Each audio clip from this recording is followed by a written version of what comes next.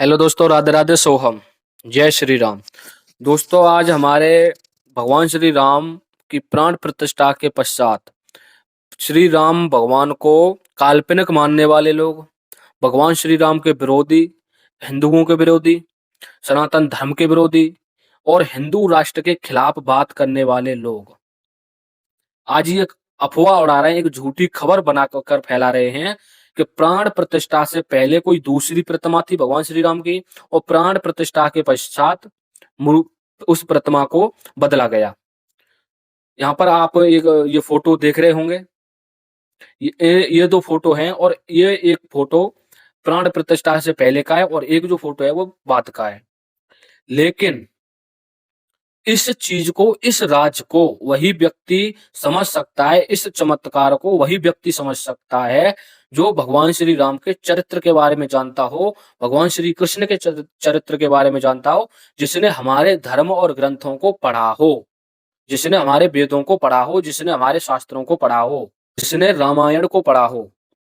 तो मैं बात करूंगा आज उन्हीं लोगों के मुंह पर एक तमाचा जो लगने वाला है उस के बारे में। क्योंकि जो लोग इस बात को फैला रहे हैं, लोग किसी को फोटो दिखाते हैं तो लोग भी उसकी बात को समर्थन देते हैं कि भाई सही कह रहे हो, और प्रतिमा को बदला गया है। तो उन लोगों को मैं बताना चाहूंगा कि सबसे पहले तो आपने अगर हमारे धर्म ग्रंथों को पढ़ा हुआ है तो आपने महाभारत में एक कहानी तो सुना ही होगी, गुरु द्रोणाचार्य और द्रुपद के बारे में। दोनों बचपन में मित्र थे। द्रुपद राजा हो गए।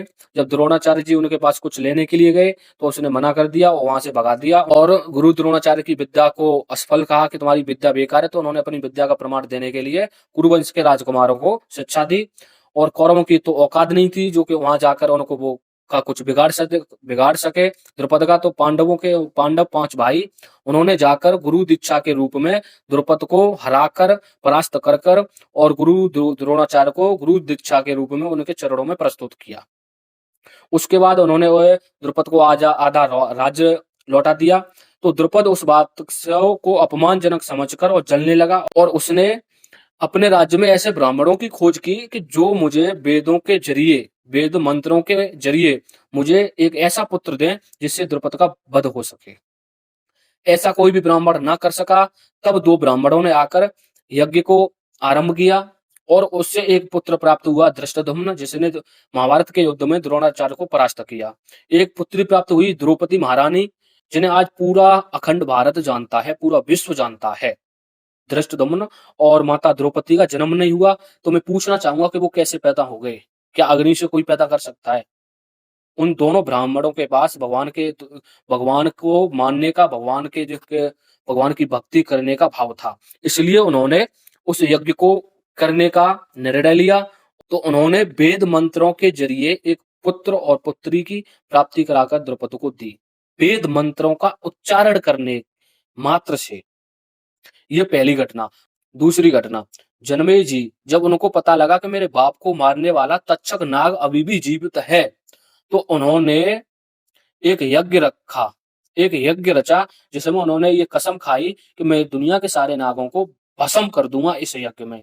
और वहां पर जो ब्राह्मण लोग जो थे, उन्होंने जब इस यज्ञ को करने का निर्णय लिया, तो ब्राह्मण जब भी किसी भी वेद मंत्र का उच्चारण करते वक्त किसी भी नाग, किसी भी सर्प का नाम लेते वेद मंत्रों में, तो वो सर्प सृष्टि में कहीं पर भी आकर उस कुंड में गिरता, यज्ञ कुंड में गिरता और भस्म हो जाता। उसके बाद जब इस बात का तक्षक को पता चला, तो तक्षक का मित्र थे इंद्रदेव, तो उनसे सहायता लेने के लिए उसने इंद्र भगवान की, और जो एक उनका गद्दी होती है, उनका जो स्थान होता है बैठने का, उस पर लपेट गया और कि मेरी रक्षा करो। जब उन ब्राह्मणों को, जब उन जन्मेजय जी को पता चला कि ऐसा हुआ है कि इंद्रदेव उसकी सहायता कर रहे हैं, तो उसने आज्ञा की दी कि इंद्रदेव का भी नाम साथ में लो। तो उन्होंने इंद्रदेव का भी नाम साथ में लिया। तो ऊपर से इंद्रलोक से इंद्रदेव का जो बैठने का स्थान था, और वो तक्षक नाग खुद और भगवान इंद्र खुद नीचे आने लगे उस हवन कुंड की तरफ। तो इंद्रदेव रास्ते में ही कूद गए, और जब वो आ रहा था तो उसमें भस्म होने के लिए ही आ रहा था। और ये हमारे धर्म ग्रंथों में उल्लेखित है। कि सिर्फ और सिर्फ वेद मंत्रों के उच्चारण मात्र से नाग भस्म होने लग गए। किसी के पास जाने की जरूरत नहीं पड़ी, किसी को मांगा नहीं, किसी को बुलाया नहीं, किसी देवता को उन्होंने बुलाया नहीं, मुझे आकर पुत्र दो, मुझे आकर पुत्री दो, उन्होंने किसी को नहीं बुलाया, सिर्फ वेद मंत्रों का उच्चारण किया। तीसरी घटना, महाभारत में दुर्वासा ऋषि ने माता कुंती को विवाह विवाह होने से पूर्व एक वरदान दिया था कि तुम इस मंत्र के जरिए जिस भी देवता का और उच्चारण करोगी, जिस भी देवता को बुलाओगी, वो देवता आएंगे और तुम्हें पुत्र प्राप्ति के लिए एक पुत्र देंगे। उनको विश्वास नहीं हुआ तो उन्होंने शादी से पहले ही उसको आजमाया और भगवान सूर्य नारायण आए, उन्होंने कर्ण को जन्म दिया। ऐसे ही उनके जो 5 और बेटे थे, पुत्र थे, युधिष्ठिर, भीम, अर्जुन, नकुल और सहदेव, वो भी केवल और केवल वेद मंत्र के उच्चारण मात्र से प्राप्त थे। ये हमारे धर्म ग्रंथों में उल्लेखित है। अब मैं उन लोगों से बात करूंगा जो लोग श्री राम की प्रतिमा पर सवाल उठा रहे हैं। सबसे पहले, जिसके अंदर सच्चा भाव होता है, जिसके अंदर सच्ची श्रद्धा होती है भगवान के लिए, जिसके अंदर ईश्वर के लिए सच्चा प्रेम होता है, भगवान उसके बुलाने पर आते हैं। वो ऐसा मैं नहीं कह रहा हूं, ऐसा हमारे धर्म ग्रंथ कह रहे हैं। रसखान कवि थे, सूरदास कवि थे, तुलसीदास कवि थे, और उनके साथ भगवान ने आकर समय बिताया। ये तो हमारे धर्म ग्रंथों में उल्लेखित है। जो लोग सवाल उठाते हैं, कबीर साहिब थे, जो लोग कबीर साहिब को भगवान, जो लोग भगवान की उपाधि, परमात्मा की उपाधि दे रखी है, उन मूर्खों को बताना चाहूंगा कि भगवान स्वयं में आकर उनसे वार्तालाप किया करते थे। और ऐसा तुम लोग कबीर साहिब को मानते हो, कबीर साहिब की जिंदगी का, उनके पूरे जीवन काल का वो महत्वपूर्ण हिस्सा है, जिस समय भगवान ने उनसे आकर वार्तालाप किए। तो उन लोगों से मैं कहना चाहूंगा कि हमारे धर्म ग्रंथों में इस चीज को स्पष्ट रूप से उल्लेखित किया गया है कि अगर किसी के अंदर सच्ची श्रद्धा, भाव, प्रेम है, तो भगवान उसके लिए स्वयं आकर उसको दर्शन देते हैं।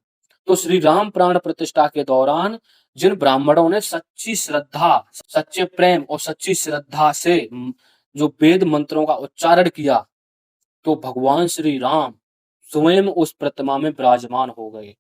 और मूर्तिकार ने उस प्रतिमा को जिस प्रकार से बनाया था, उसमें जो कमी थी, छोटी सी कमी, जो छोटी सी, जो आपको इस वीडियो, इस यहाँ पर जो फोटो दिखाई दे रहा है, उसमें जो छोटी कमी है, उनका मुस्कुराना, उनकी नेत्र, उनकी नाक का नक्शा, जो छोटी सी कमी थी, भगवान स्वयं उसमें विराजे और उन्होंने उस कमी को पूरा किया।